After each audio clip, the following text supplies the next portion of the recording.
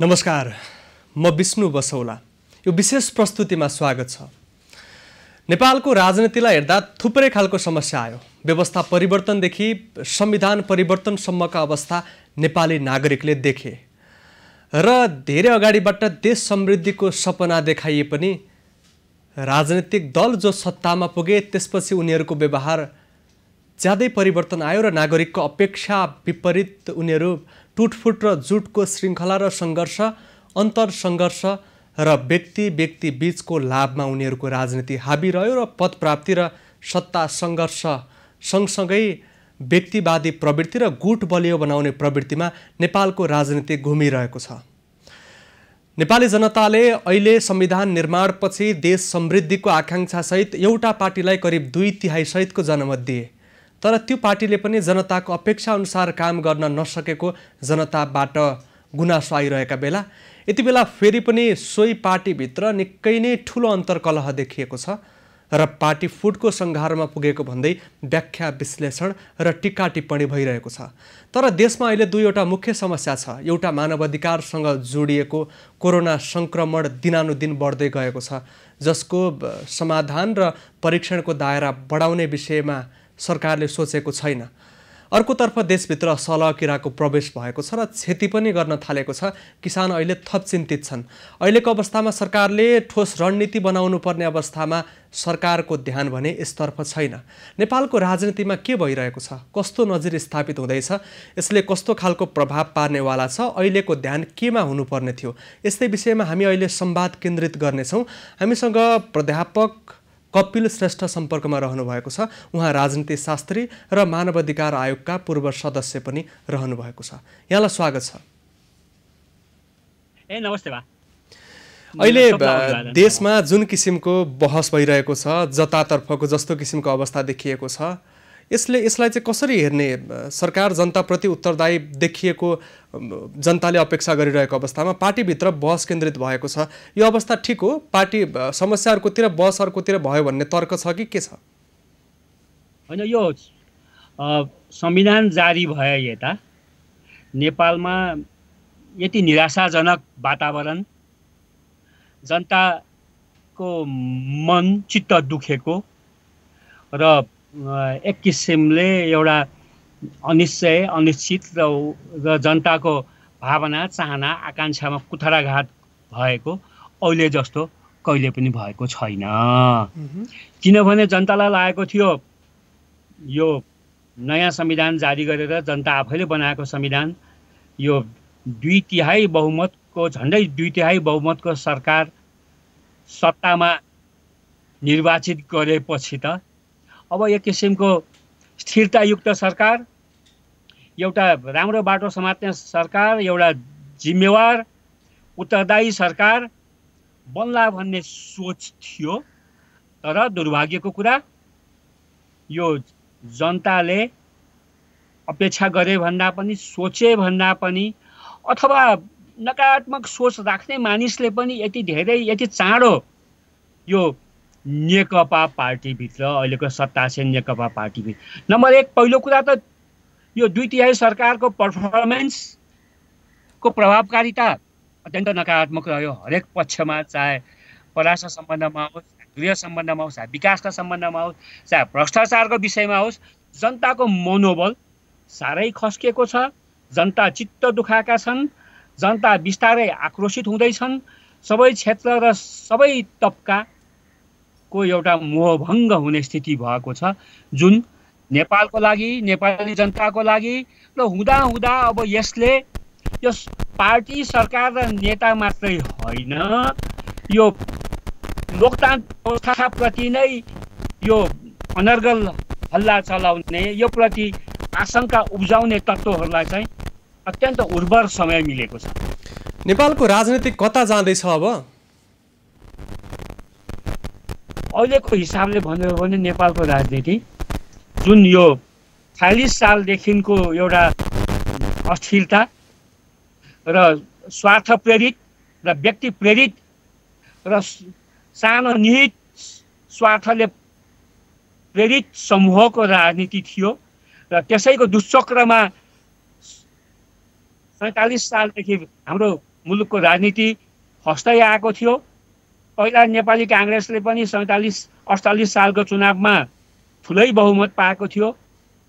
त्यसलाई पनि उनीहरूले संरक्षण गर्न सकेनन्, त्यो बहुमतलाई सदुपयोग गर्न सकेनन् भने अहिले त जनतालाई लागेको थियो यो एमाले र माओवादीहरू यिनीहरू अलि चलाक, यी चलाक बाहुनका छोराहरू, धेरै दुःख गरेकाहरू र नेपाली काङ्ग्रेसको पनि गल्तीबाट पाठ सिक्छन् र राम्रै बाटोमा लाग्छन् भन्ने सोच थियो। तर अहिले फेरि मुलुक एउटा अनिश्चय र अनिश्चितताको भुमरीमा अगाडि बाटोमा जाँदैछ।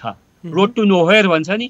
अहिलेको यो जुन किसिमको विवाद आएको छ, जुन किसिमको एउटा नेताहरूका बिचमा जुङ्गाको लडाइँ हो कि सिद्धान्तको लडाइँ हो कि नीतिको लडाइँ हो कि जनताले बुझ्न पाएका छैनन्। जनताले एउटा कुरा देखेको छ, प्रधानमन्त्री केपी ओली र नेकपाको अर्को दोस्रो अध्यक्ष र पहिले माओवादीको पार्टीको अध्यक्ष पुष्पकमल दाहालको बिचमा जनतालाई हँसाउने, नेपाली जनतालाई चिन्ता गराउने चाहिँ यो लडाइँ झगडा, एक आपसमा यो एउटा असभ्य किसिमका बोली वचन व्यवहारको चाहिँ यो उत्तर प्रत्युत्तर चाहिँ खुब भइरहेको छ।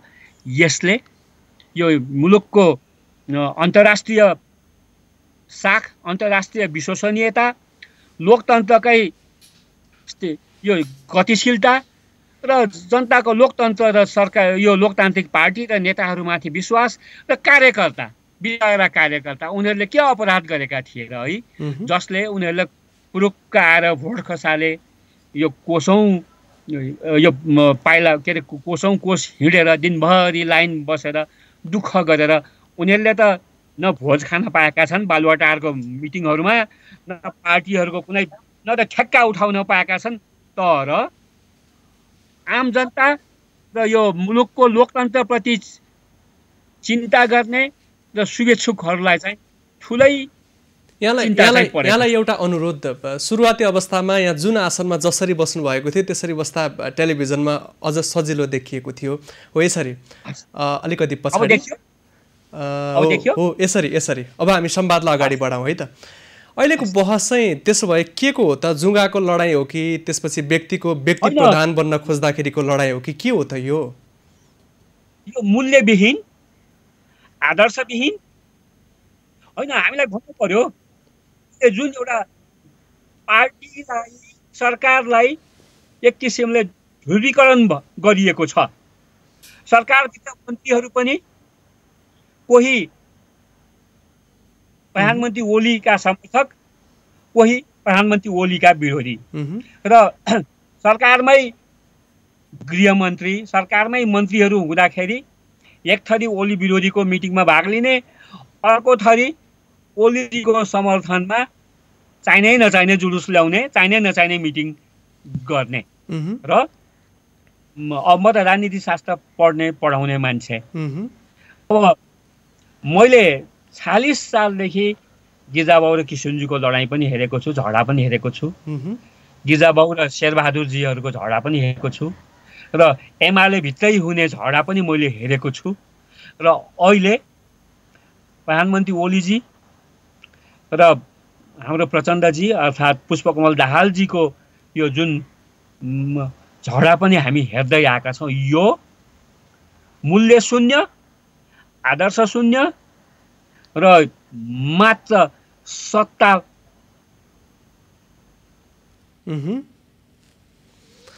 हामी संवादको क्रममा छौँ। के प्राविधिक जटिलता देखा परेको छ, प्राविधिक जटिलता समाधान गर्ने हाम्रो प्रयास भइरहेको छ। हामीसँग राजनीति शास्त्री प्रोफेसर कपिल श्रेष्ठ सम्पर्कमा रहनुभएको छ। हामी अहिलेको राजनीतिक अवस्थाको विषयमा संवाद गरिरहेका छौँ।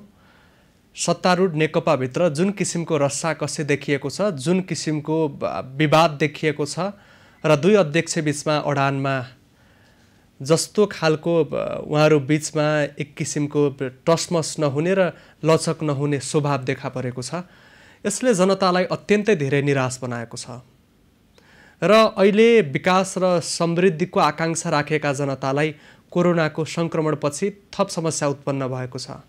धेरै युवा रोजगार कटौती भएर नेपाल फर्किने अवस्थामा छन्। उनीहरूलाई देशभित्र रोजगारी दिनुपर्ने दायित्व एकातर्फ छ, अर्कोतर्फ देश लकडाउन गरेर नेताहरू पछिल्लो समय नेकपा जो सत्तारूढ दल हो सोभित्र अहिले आन्तरिक शक्ति सङ्घर्ष चलिरहेको छ। यसलाई जनताले स्वाभाविक मानेका छैनन्। वैशाखको पहिलो साता राजनैतिक दल विभाजन सम्बन्धी अध्यादेश आउँदा पनि नेकपाभित्र केपी ओली जो नेकपाको अध्यक्ष हुन् राजीनामा माग भइरहेको थियो र सो समय अब केही सच्चिने र आत्मआलोचना गर्ने प्रतिबद्धता जनाएपछि विवादकै मत्थर बनेको थियो। तर अहिले केही दिन यता 31 जना स्थायी कमिटी सदस्य र सचिवालयका 6 जना नेताहरूले केपी शर्मा ओलीलाई प्रधानमन्त्री पदबाट र नेकपाको अध्यक्ष दुवै पदबाट राजीनामा दिनका लागि माग गरिरहेका छन्। तर केपी शर्मा ओली प्रधानमन्त्री पदबाट र नेकपाको अध्यक्षबाट राजीनामा दिने मनस्थितिमा नदेखिएको उनी निकट नेताहरूले बताइरहेका छन्। केपी ओलीलाई अहिले पदबाट बाहिर निकाल्दैमा समाधान नहुने पनि बताइएको छ। हामी फेरि पनि प्रोफेसर कपिल श्रेष्ठसँग जोडिन चाहन्छौँ। हामी संवादलाई निरन्तरता दिउँ र अहिलेको अवस्थामा देखिएको यो विवाद र अहिले जुन दुई अध्यक्ष बीचमा आफ्नो अडानमा टसमस नहुने अवस्था देखा परेको छ, यसले चाहिँ कस्तो खालको रूप लिएला के अनुमान गर्न सकिन्छ? यो मैले अघि नै भने यो काम कुरो एकातिर कुम्लो बोकी थिमीतिर यो दुईटै नेताहरू यो किसिममा ध्रुवीकृत भएका छन् है। उनीहरूको आफ्नो जमात छ, आफ्नो समर्थक छ। उनीहरूका आफ्ना समर्थकले आफ्नो नेताको कुनै गल्ती देख्दैन, अरू पक्षको मात्रै गल्ती देख्छ। एक किसिमले यो धेरै समय भयो पार्टी बनेदेखि नै जुन किसिमको संवाद हुन पर्थ्यो, जुन किसिमको सहजीकरण हुन पर्थ्यो, जुन किसिमको पार्टी र सरकार बनाउने र सरकारको प्रभावकारिता बनाउने बारेमा गृह कार्य हुन पर्थ्यो, संस्थागत विकासको काम हुन पर्थ्यो, पटक्कै भएन। फेरि मैले अघि पनि भने अब यो ओलीजीको सरकारलाई के कुरामा हामीले स्याबासी दिने, के कुरामा गर्व गर्ने? उहाँले नेपाली जनता, नेपालका बुद्धिजीवी र उहाँकै शुभचिन्तक र हाम्रा विदेशी मित्र र शुभचिन्तकहरूलाई पनि साह्रै चित्त दुखाउनु भएको छ। एक किसिमले नेपालको जुन पुँजी थियो नि, नेपालको गुडविल पुँजी अन्तर्राष्ट्रिय समुदायमा लोकतन्त्र भन्दा पनि लोकतन्त्र विरोधी खेमासँग उहाँहरूले जोडिन खोज्नु भएको छ। कहिले मधुरोको कुरा आउँछ, कहिले यो एउटा छिमेकलाई छोडेर अर्को छिमेकलाई कुरा आउँछ। यो किसिमले गर्दाखेरि र अब प्रचण्डजीको त उहाँको व्यक्तित्व उहाँको राम्रो होला, तर माओवादी द्वन्द्वको कालमा भएका मानवाधिकार हनन उल्लङ्घनको बारेमा अन्तर्राष्ट्रिय समुदायले उहाँलाई अझै पनि प्रश्न चिन्हको ठुलो घेरामा, ठुलो शङ्कामा राखेको छ। यही बिचमा उहाँहरूले पर्फर्मेन्स लेजिटिमेसी भन्छ नि, वैधानिकता, अलि राम्रो काम पर्फर्म गरेर निलम्तीको पानी समयमै झारेर बाटोहरू ठिकसँग गरेर सबै यो कोभिड-19लाई राम्रोसँग सम्बोधन गरेर सबै हावा जहाँ चाहिँ भ्रष्टाचार, यो मैले 50, 55, 60 वर्षदेखि नेपालको इतिहास हेरेर आएको छु, पढेर आएको हेर, यति भ्रष्टाचार, यति लग्न किसिमको, यति लज्जित, जहाँ पनि यो माफियाहरूलाई मात्रै पोस्ने नीति र लाजै छैन, शरमै छैन। यो त भ्रष्टाचारको लोकतान्त्रिकरण, अनैतिकताको लोकतान्त्रिकरण। यो हिजो पञ्चायतीकरण हो, पञ्चायतमा थोरै थिए, त्यसपछि 40 सालपछि प्रजातान्त्रिकरण, अब त लोकतान्त्रिकरण। यो तिनै तहमा धेरै राम्रो गर्ने जस्तो हाम्रा गाउँपालिका नगरपालिकाहरू पनि छन्। क्षमा गर्नुहोस्, म उहाँहरूलाई अत्यन्त सम्मान गर्दछु, गर्व गर्दछु। न प्रदेशको कहीँ राम्रो हो, अलिकति कता कता गण्डकीमा गर्न खोजे जस्तो लाग्थ्यो। अब गण्डकी पनि बढी सुविधातिर बढाउनेतिर लागेको भन्ने सुनिन्छ। अब यो जनजीविकाको सवाल, जनताहरूको असन्तुष्टि त एकातर्फ छँदैछ। अहिलेको अवस्थामा कोरोना संक्रमण छ, सलहको प्रकोप छ, युवा बेरोजगार बनेका छन्, मुलुक लकडाउनको अवस्थामा छ। म जोड्दैछु, यो अवस्थामा सरकारले प्रभावकारी काम गर्न सकेन भनेर पार्टीभित्रबाट राजीनामा माग्नु यो स्वाभाविक अवस्था हो कि केही व्यक्तिलाई सत्तामा चढ्ने सत्तामा चढ्ने चाहनाले आएको विषय हो? राजीनामा माग्नु भन्दा पनि सरकारलाई सचेत र सतर्क गर्ने काम गर्न पर्दछ पहिलो काम है। अनि विकल्प र सुझावहरू दिन पर्दथ्यो। वास्तवमा अब ओलीजी अब को उहाँको स्वास्थ्य पनि हेरौँ। संसारमा दुई पटक किडनी फेरेर प्रधानमन्त्री भएको प्रधानमन्त्री विश्व इतिहासमा उहाँ नै पहिलो होला। त्यसैले अब स्वास्थ्यको हिसाबले अब प्रधानमन्त्री भनेको त 24 घण्टामा 20 घण्टा काम गर्न सक्ने मानिस हुनुहुन्छ नेपालको हेर्नुहोस् है। उहाँ अहिले तङ्ग शमशेर युद्ध शमशेर जस्तो यो बालुवाटारकै खोपाबाट निस्कन सक्नु भएको छैन। उहाँ त स्वास्थ्य नै दिँदैन। उहाँको आफ्नै पनि मानव अधिकार हनन भइरहेको छ हेर्नुहोस् है। उहाँमा यदि छ नि यो मुलुकप्रति प्रतिबद्धता इमान्दारी भएको भए उहाँले यो किडनी फेर्नु अपरेसन गर्नु अगाडि नै राजीनामा दिनुभएको भए र त्यो किसिमको उहाँको जुन सक्सेसन प्लान उहाँको आफूपछि को हुने हो एउटा प्रक्रिया एउटा त्यो गरेको भए यो मुलुक उहाँको पार्टी र हाम्रो व्यवस्थालाई अझ बढी हुन्थ्यो। उहाँ यति धेरै सत्तासँग टाँसिनुभयो, बसै हुन चाहनु भएन र अब प्रचण्डजी पनि आफै मात्र। तर अब के भने यो मुलुकले अब त्यो पुस्ता होइन नयाँ पुस्ता खोजेका छन् के त्यो पुस्तालाई राम्रोसँग देखिसके त्यो पुस्ताले गरेका गलत कामहरूको मुलुक अत्यन्त पीडित भएको अनुभव छ है। यसैले त्यो दुईजना व्यक्तिप्रति चाहिँ अब यहाँनिर अहिलेको विषयको सुरुवाती बिन्दु हेर्दा प्रधानमन्त्रीज्यूले मदन भण्डारीको विशेष कार्यक्रममा भारतले आफूलाई हटाउन खोजेको अभिव्यक्ति दिएपछि नेताहरू भारतले होइन हामीले हटाउन खोजेको भन्न थाल्नुभयो। हिजै पनि केही विद्यार्थी नेतालाई बोलाएर विदेशी लागेका छन् तर मैले पद छोड्नेवाला छैन भन्नुभयो। यो विषयलाई कसरी हेर्ने? एकातर्फ विदेशीको हात छ भनेर प्रधानमन्त्री बोल्ने, अर्कोतर्फ होइन तपाईँलाई हामी हटाउन खोजेको भनेर त्यही बेला दलका शीर्षस्थ सचिवालयका नेता बोल्ने, यो विषयलाई कसरी लिने? अब यो ओलीजीले अत्यन्त घातक कुरा बोल्नु भएको छ हेर्नुहोस् है। भारतले त आफ्नो खेल त खेल्ला, तर भन्नुको मतलब उहाँले ओलीजीले भन्न खोज्नु भएको के कामरेड प्रचण्ड झलनाथजी माधवजी के इन्डियन एजेन्ट भन्न खोज्नु भएको, भारतीय पैसा खाएर भारतीय स्वार्थमा काम गर्यो भन्न खोज्नु भएको। उहाँहरूले पनि उहाँहरूको जीवनको एउटा महत्त्वपूर्ण उर्वर समय नेपालको राजनीति नेपालको लोकतान्त्रिक आन्दोलन नेपाललाई असल होस् भन्ने कुरामा यो लगाउनु भएको व्यक्तिहरू हो होइन। उहाँहरूको भारतका कुनै दल कुनै व्यक्तिसँग के नजिक होला त्यो बुझ्ने मान्छेले बुझ्ने हो। म एउटा सामान्य नागरिक, म एउटा राजनीतिक शास्त्रीले म चाहिँ त्यो कुरा बुझ्दिनँ हेर्नुहोस् है। अब यसैले यो किसिमले त यो पार्टीमा आपसी विवाद, आपसी द्वन्द्व, आपसी असमझदारी, आपसी अविश्वास जन्माउने कुरा हो र कार्यकर्ता र जनतालाई झुठो र भ्रमात्मक कुरा छरेर आफ्नो असक्षम र अयोग्यतालाई थप लम्ब्याउने कुरा हो ओलीजीको। यो पनि राम्रो होइन र अब प्रचण्डजीले म भएपछि सब ठिक हुन्छ भन्ने कुरा यो पनि अत्यन्तै गलत हो। अब उहाँहरूले अब व्यक्ति होइन प्रक्रिया एउटा नीति र सिद्धान्त सहितको प्रक्रिया बनाउनतिर लाग्नुभयो भने भोलि यो नेकपाकै सरकार नहुँदा अरू कुनै सरकार हुँदा पनि त्यसलाई पनि निर्दिष्ट गर्न सक्ने किसिमका छ नि मार्गनिर्देशन गर्नेतर्फ प्रयास गर्न सक्नुभयो। अब यहाँको भनाइलाई आधार मान्यो भने अहिले जुन नेतृत्व छ यो नेतृत्वले पनि सकारात्मक काम गर्न सकेन। अब जुन नेतृत्व आउन खोजिरहेको छ त्योबाट पनि तत्कालै ठुलो अपेक्षा नगर्दा पनि हुन्छ। त्यसमा निकास के समाधान चाहिँ कसरी निकाल्ने त?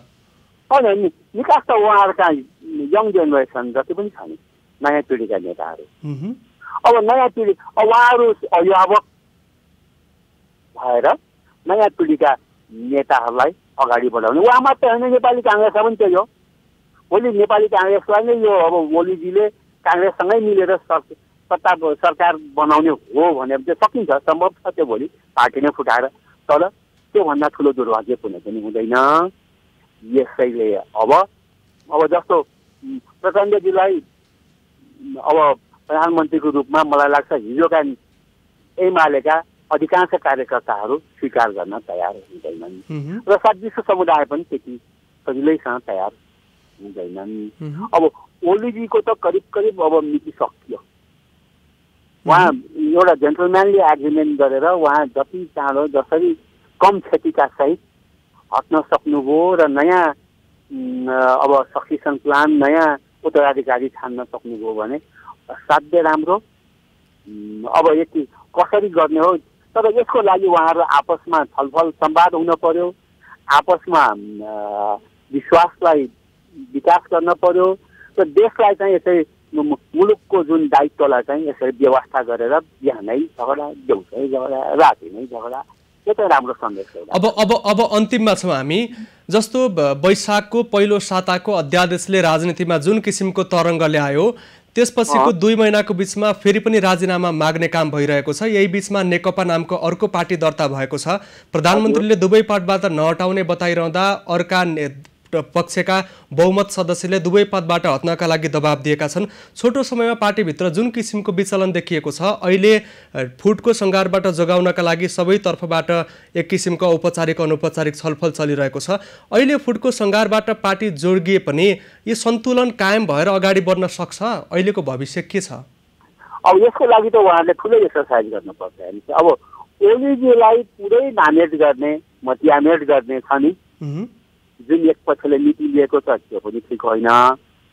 अनि ओलीजीले पनि महाभारतमा यो के कौरवहरूले भने जस्तै यो दुर्योधनले सियोको टुप्पा पनि दिन्न भने जस्तो किसिमको नीति छ नि, लिनु त्यो पनि ठिक होइन। राजनीति भनेकै पावर सेयरिङ पनि हो। आफै त राजनीतिज्ञहरूलाई त्यो खाना नखाइकन बाँच्न सक्छन् त पावर नभइकन बाँच्न सक्दैनन् के? संसारमा होइन, यो त राजनीति भनेकै स्ट्रगल फर द पावर हो। तर स्ट्रगल फर द पावरको क्रममा पावरलाई सहजीकरण गर्ने, पावरलाई सेयरिङ गर्ने, त्यो पावरको सदुपयोग गरेर मुलुक र समाजको विकास गर्ने र त्यसमा योगदान पुर्याउने, यही नै हो राजनीति भने। यसैले अब एक पक्षले अब ओलीजीले पनि म सियोको टुप्पा पनि दिन्न भन्ने छ नि।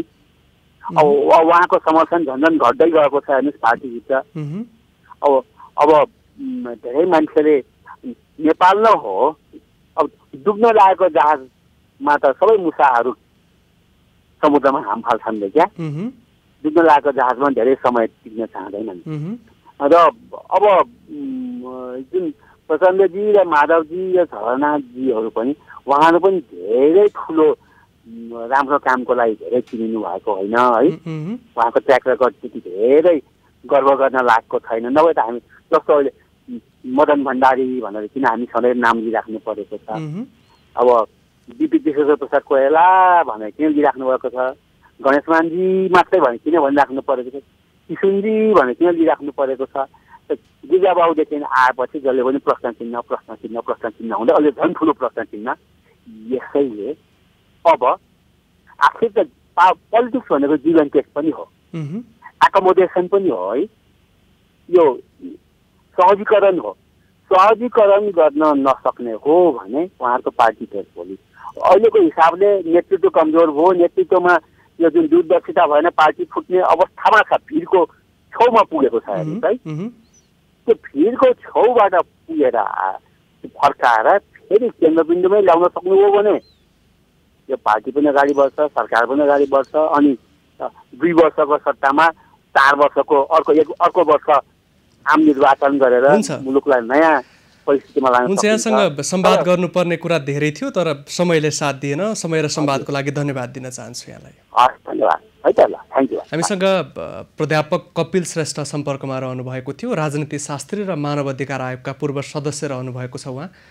नेकपाभित्रको राजनीतिमा जुन किसिमको अवस्था देखा परेको छ, यसले नेपालको राजनीतिमा के सङ्केत गरिरहेको छ र यसले अबको बाटो के लिन्छ, यही विषयमा संवाद केन्द्रित थियो। कार्यक्रममा आज हामीले विभिन्न व्यक्तिसँग संवाद गऱ्यौँ। कार्यक्रम आजलाई यति नै। खबरभित्रको खबरका लागि हेर्दै रहनुहोला एभी न्युज खबर। नमस्कार।